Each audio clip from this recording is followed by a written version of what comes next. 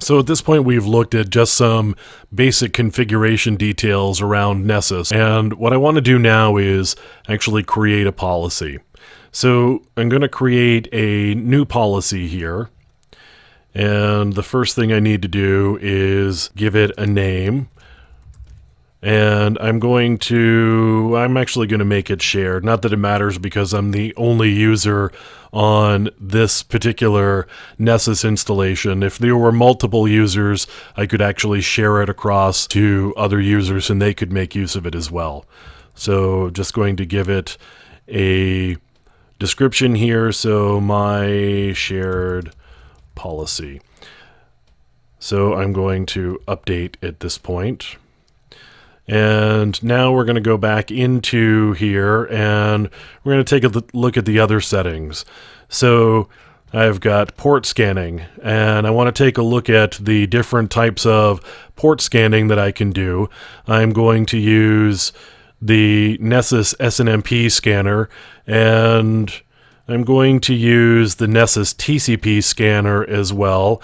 We're going to ping the remote host, and we're going to do a couple of other types of port scanners, so SSH and WMI. So that would be a Windows port scanner, so doing netstat for Windows. So that's the port scanning settings, and I'm actually going to leave the defaults, although if I wanted to scan everything here, I could do 0 to 65535.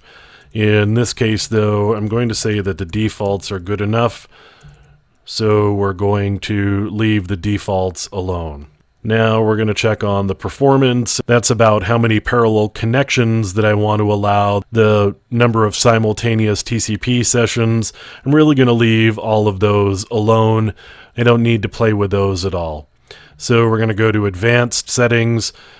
We're going to uncheck safe checks in this case. I'm going to log the scan details to the server, so I've got details about the scan.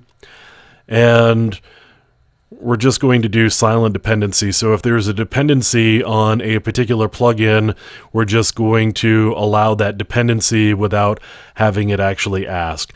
And the reason I actually unchecked safe checks was Nessus will not perform particular tasks that may potentially cause an outage on the targeted system. In this case, I'm actually going to be looking at a system on my own internal network here, and so I'm just going to leave safe checks unchecked because I really want to throw everything at this system. I want to see what I can get as a result of doing those unsafe checks, see if I can actually turn up additional vulnerabilities.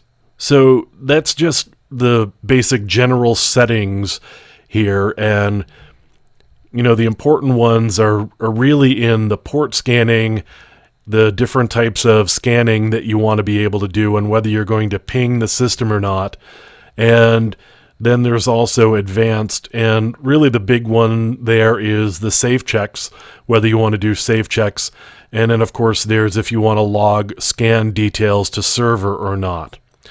So that's just some of the initial policy settings for this policy that we're working on.